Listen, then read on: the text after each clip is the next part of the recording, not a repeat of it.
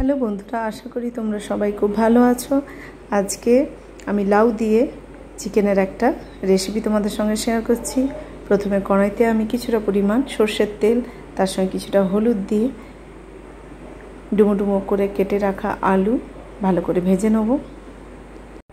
আলুটা ভাজার সময় ওতে আমি পরিমাণ মতো নুন ছড়িয়ে দিলাম।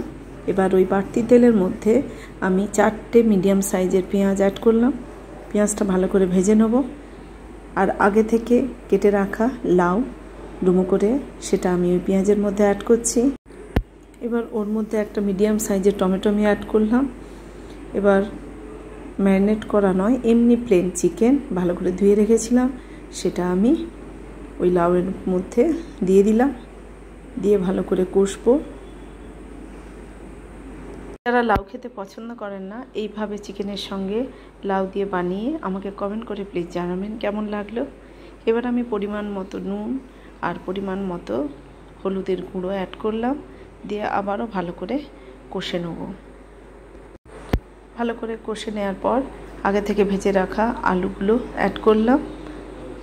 এবার ওর মধ্যে মশলা হিসাবে আমি রসুন, গোটা জিরে আর গরম মশলা বাটা অ্যাড করলাম। সব মশলাগুলো একসঙ্গে দিয়ে ভালো করে কষে নেবো আবারও।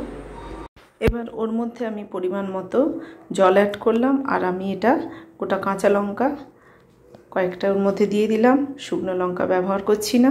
খুব গরমে হালকা সহজপাচ্য লাউ দিয়ে চিকেনের রেসিপি শেয়ার করলাম।